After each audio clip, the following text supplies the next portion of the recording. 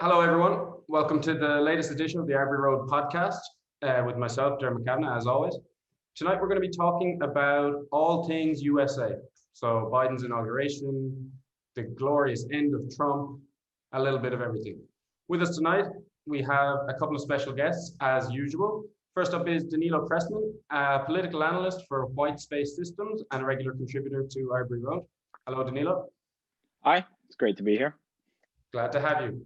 And we also have Jimmy Kavanagh, a political strategist and commentator from Ireland. How are you doing, Jimmy? How are we, guys? Great to be back. Good to see you again. Two friendly faces at Arbury Road. Always good to see you. So let's dive right in. We finally have Biden in the White House. How do we feel? What are we expecting? Are we going to see some real progressivism from Biden? Are we going to see more of the same old Democrat Biden? What do we think? Danilo, I'm going to come to you first. I think we're going to start seeing more of the same old Democrat Biden, at least initially. He's definitely going to try and get the U.S. to realign itself with the foreign commitments that the Obama administration had left the country with. And he will definitely try to do this. In my personal opinion, he'll do this because he'll want to steer clear of the more progressive, more radical stuff element of the Democratic Party, as a way as to not anger the Republicans that are currently the 74 million Republicans that have voted for Trump, and the many fewer Republicans that ended up rioting at the Capitol. Jimmy, anything to add? I have to agree with almost all of that. This could be seen as the triumphant return of good old neoliberalism, and I do think that Biden is absolutely going to pick up where the Obama administration left off. Can't disagree with you there, Daniel. I think you're generally right about the kind of playing nice with the Republicans at the moment, but with one careful thing that's worth pointing out was that there has, amidst the flurry of initial policies, there has already been a little bit of a concession to that hard left bloc with the easing of interest on student debt. Now, I suspect that is a day one policy that's probably not likely to go any further. And you're right, the AOCs and Bernies may not be center stage right now. This is almost definitely, like Danilo said, going to be a pull to the center for the old Obama Biden dynasty. So I don't think we're going to see many surprises. But certainly, yeah, it's neoliberalism is back, and for some reason we're celebrating. So you mentioned the student debt there. Do you have details on the decision Biden has taken regarding that? At the moment, my understanding is that Biden has frozen repayments and set interest rates to zero, whereas he hasn't actually forgiven the debt, which is what AOC has been out.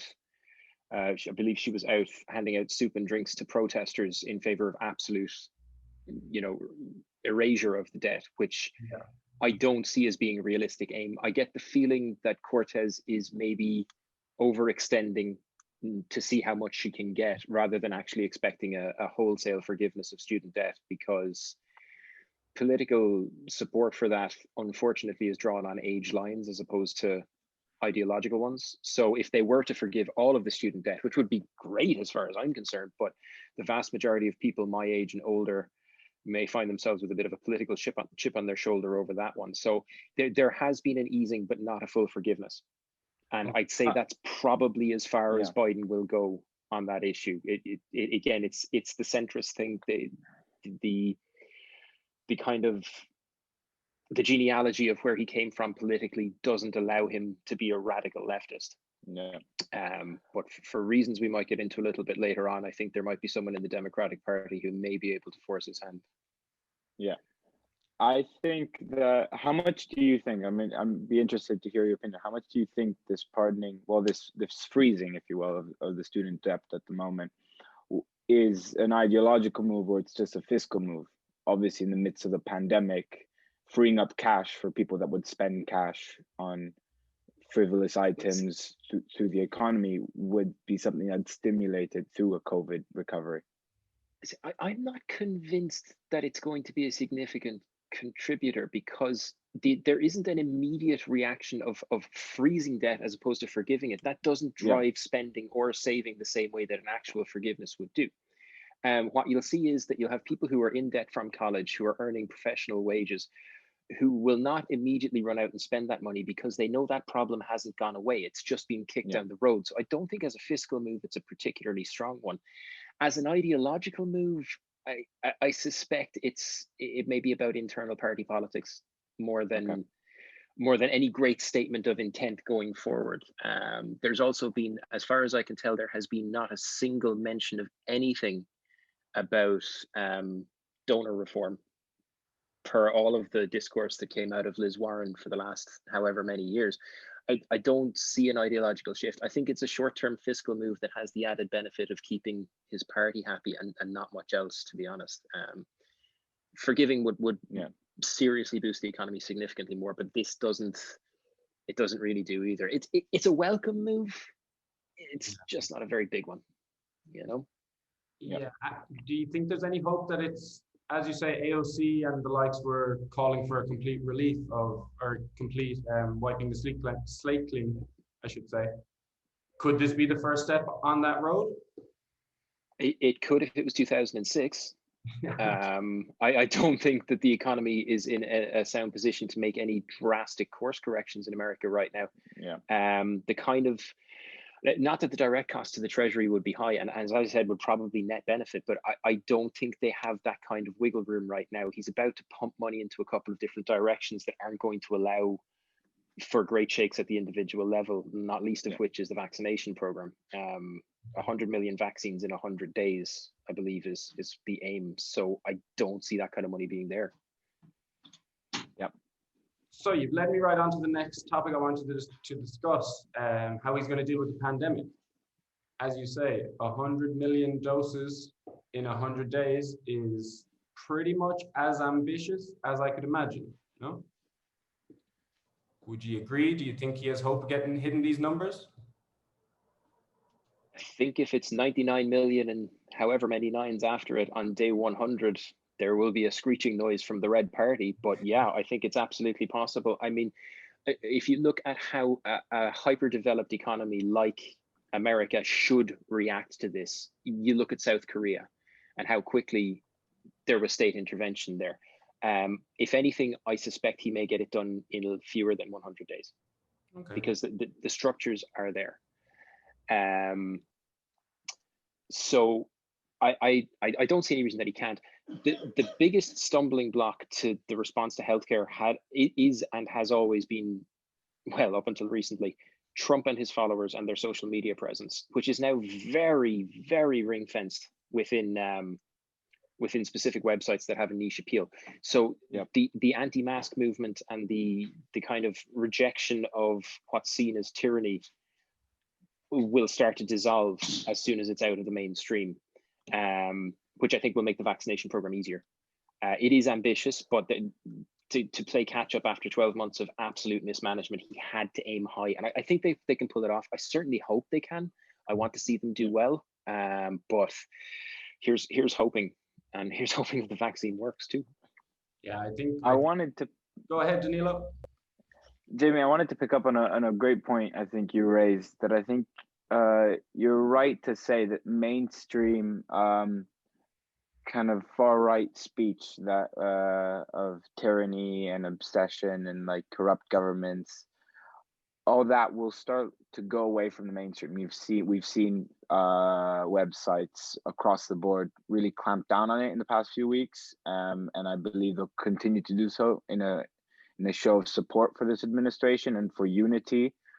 But what that will cause inevitably was these social bubbles and these echo chambers to become even more enclosed in and of themselves. And with all this traffic diverting to alternative platforms, we'll probably end up seeing what we saw a few weeks before the riots at the Capitol, which was a convergence of far-right social media groups that tended not to speak with each other. They ended up kind of all following a certain party line, if you will. Not the Republican Party line, but a very extreme right-wing party line. And I feel that with time, this will be bubbling away, and further disintegration might occur before unification really takes hold. Yeah, I think you could be right. And what I think is really interesting about this time is that it's probably the first time we've ever seen differing and separate social media platforms. Up until now, social media has always been basically a set of monopolies defined by mechanics. So Twitter had no competitor in the short form. Facebook had no competitor in the level of personal data put in. Reddit had no competitor in terms of volume of users and ease of use.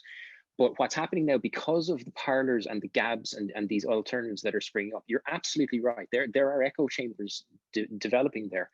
And I wonder if our old friend, the market, may actually sort that problem. I'm not sure if there's space for an equal and opposite Facebook, for example. I'm not sure if there's space for Parler to really rival Twitter. And I think the commercial aspect and the nature of these big businesses means that they will probably protect themselves in the most ruthless and economic way possible. And I'm not sure, we've never been here before. We've never had, which of the viewpoint networks do I want to be a member of? I think I'll go hang out with the conservatives on Parler today. No, I'm with the lefties on Twitter today. We've never really seen that before. Obviously, some smaller social networks have sprung up and disappeared, but when it's ideologically driven, I mean, that's a whole new territory. And I don't know if it will become, as you say, that is the big risk, that they will become these entrenched camps across which no idea never travels from one to the other. And the people, therefore, are only entrenched more and more and kind of deepened in their convictions. But I wonder if maybe the law of the jungle may put paid to some of these smaller websites before they have a chance to get to a kind of Twitter or Facebook level. I really don't know how that plays out.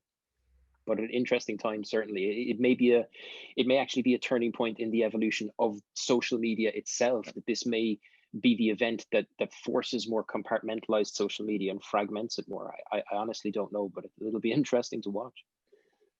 Yeah, absolutely. I think just a follow up on that. I think there's definitely, we're going to have to keep an eye and see how determined and how motivated this Trump base are to continue being the group that they are, because I think there must be a huge proportion of that Trump base who did not expect at the end of the day Biden to take over in the White House.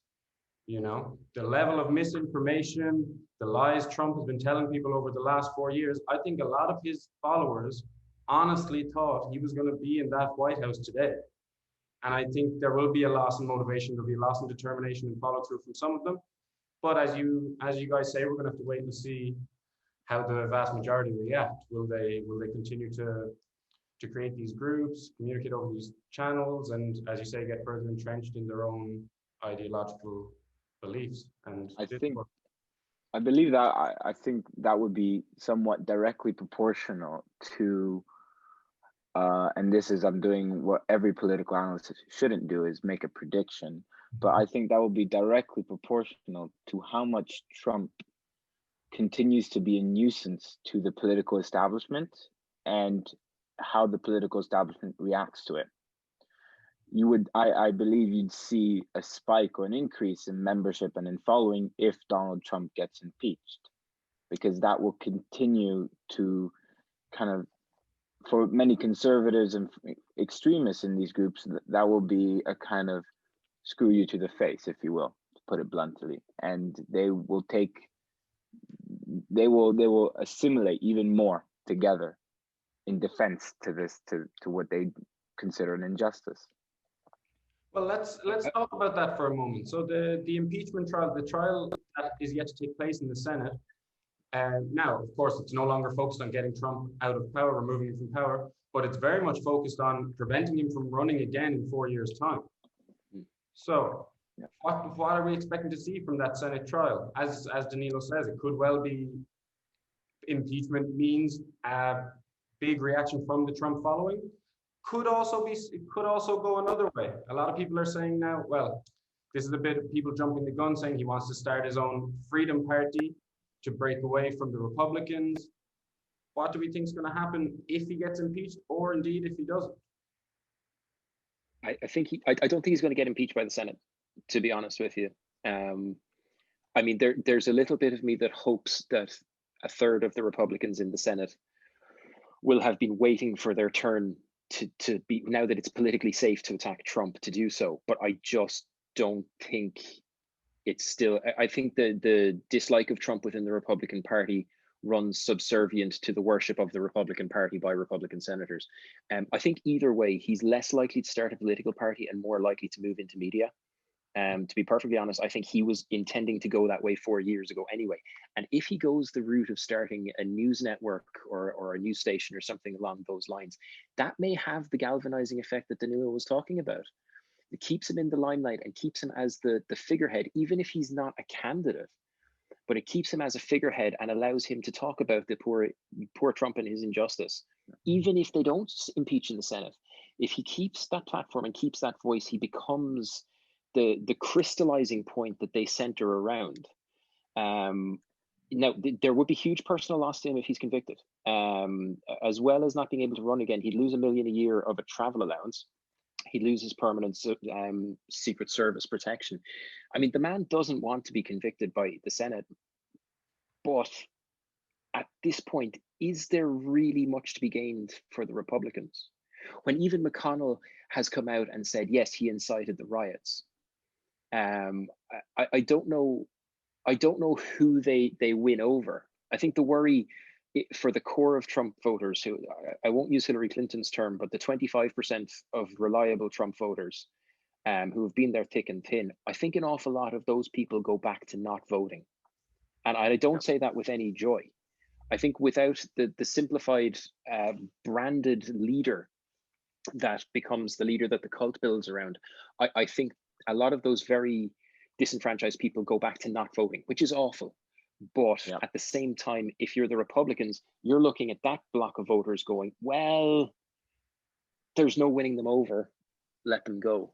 You know? Well, on that point, I think and to also use what you said before of Trump using a Trump media network, well, what that would create, it'd create two opposite magnets in a new Republican Party without Trump.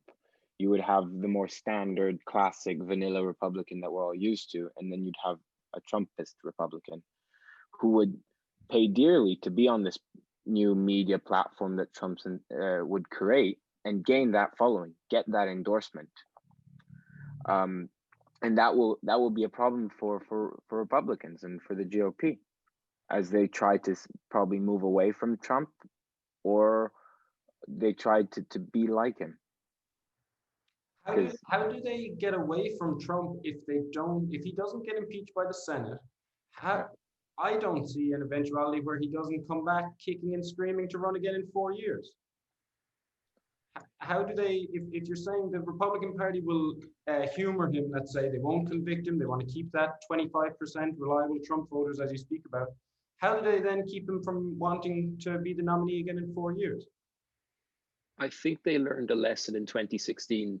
And this speaks to my love of deeply ruthless politics and party machinations. But in 2016, the Democrats were very, very effective at keeping the radical off the ticket. I mean, Bernie Sanders was basically politically assassinated by Debbie Wasserman Schultz to make sure that Hillary Clinton had her turn. I think the Republicans won't make the same mistake twice. I think they will happily engage at an internal party level to make sure that Trump does not get the nomination again. And I think that the moment that he lost any sort of real hard loyalist support from Congress was a week ago when his people tried to shoot the doors in. There is a kind of a fundamental force of Congress as well. And it drew McConnell out. This idea that he was willing to go completely over all of the institutions, or at best allow it to happen. And I suspect that the internal party people will have seen that as a moment where they had both the opportunity and absolutely the motive to be absolutely done with Donald Trump. I would say it's easier than it sounds to keep him off the ticket if they need to. I'd be more worried about his daughter.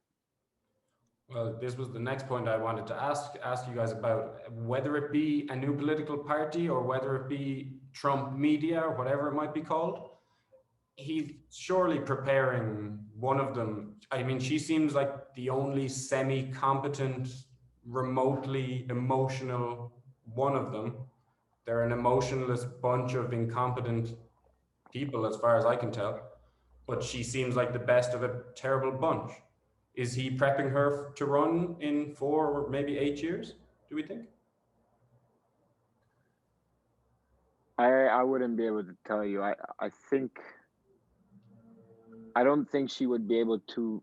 She would have the same gravitas as her father. So that 25%, she wouldn't be able to pull as well.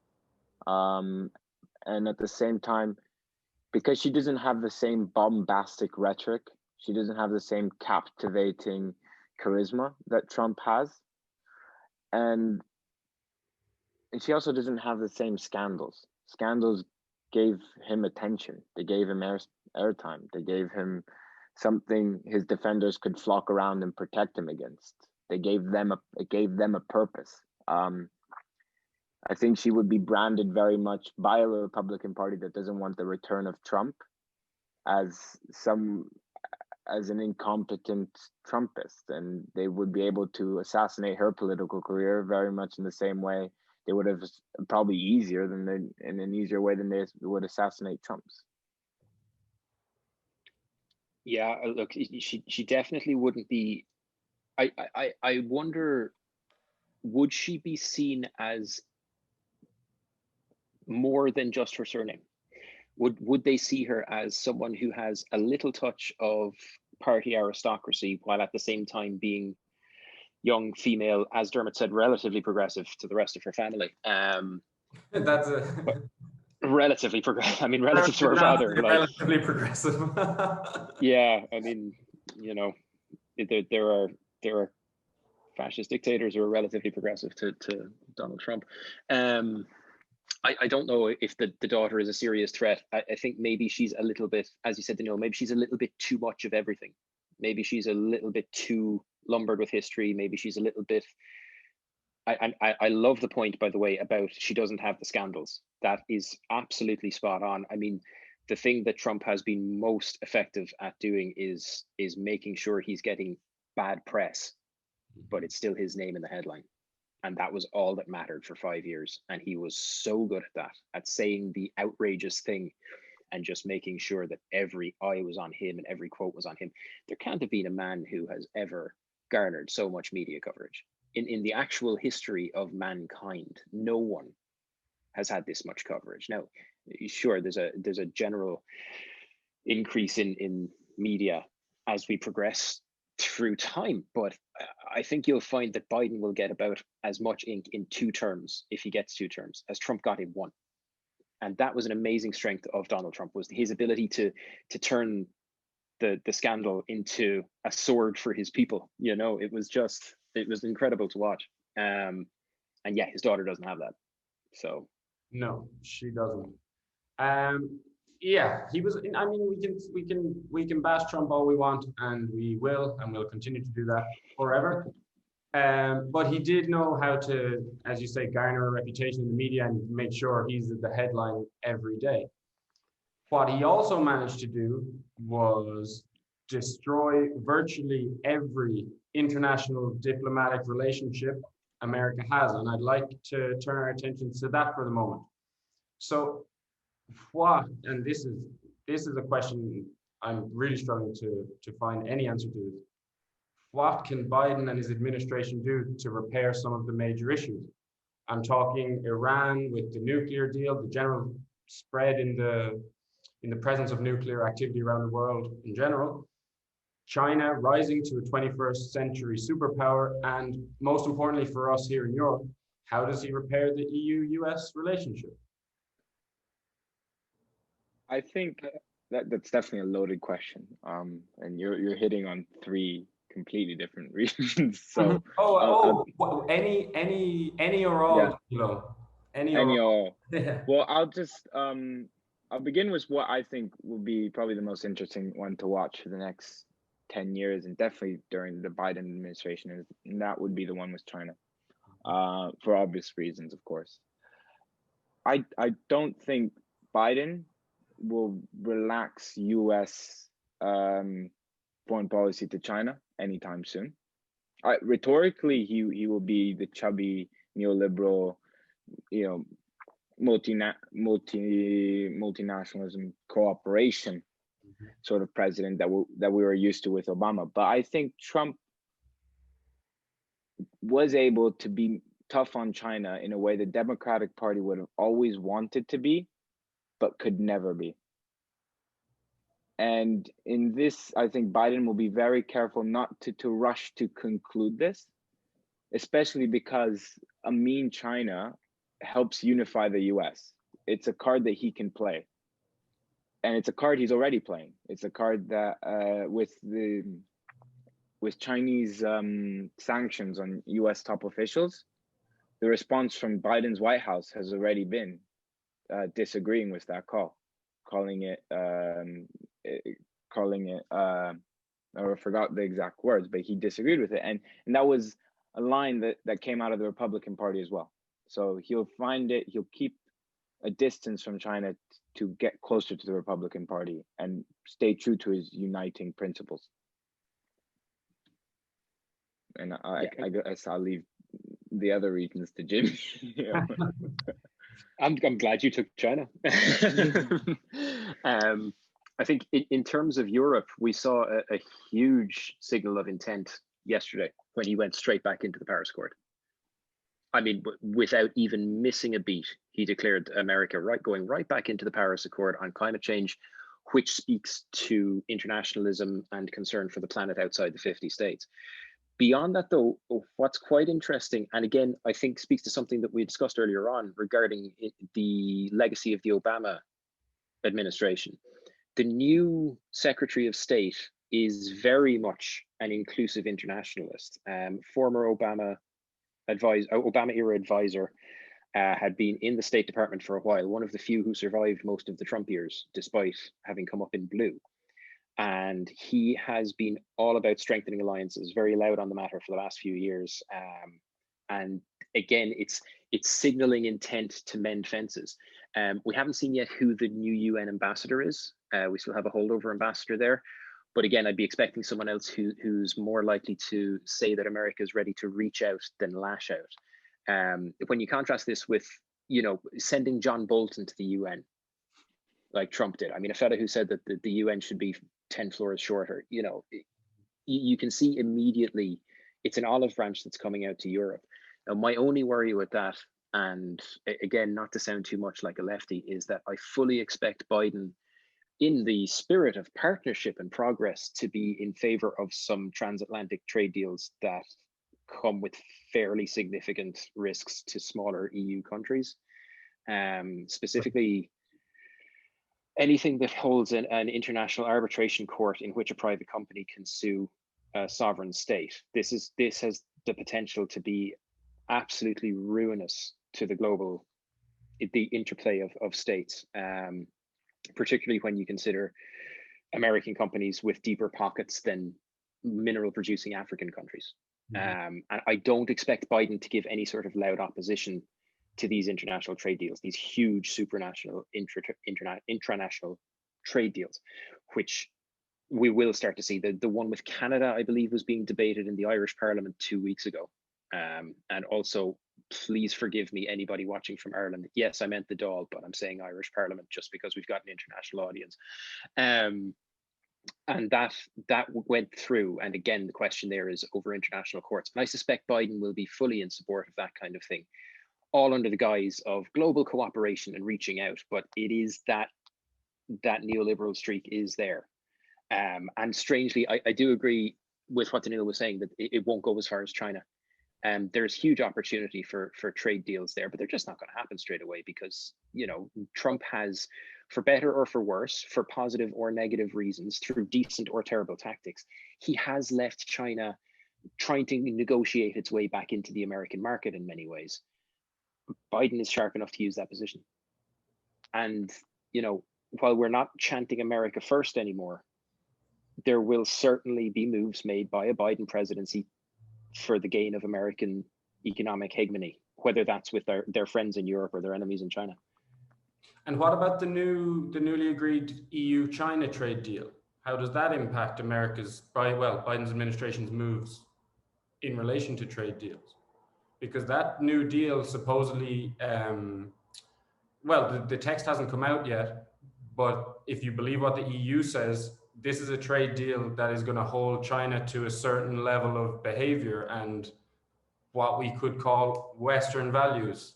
Now, first of all, whether we believe the EU saying that when there's no evidence of it in the text is one thing. Whether China will be held accountable and is another thing, and whether China care about upholding Western values anyway is another thing. But how does that trade deal impact how Biden now has to move in terms of Europe and trade? Because Biden begged them not to make the deal until he gets into the White House, and they said no, they made the deal. Have Europe, I mean, do Europe still need America in the way they used to? Do we still see America in the way we used to here?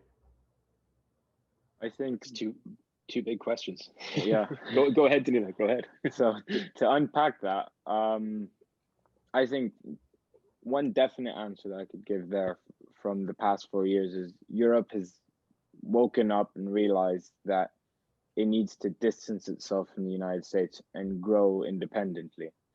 China also noticed that I think Europe was thinking about this and moved in to become the next big trading partner for Europe. We've already seen it become more and more reality, with China agreeing, creating trade deals with Italy and funding port buildings in Italy and with surrounding countries to the EU. So we see China's slowly creeping into the Mediterranean.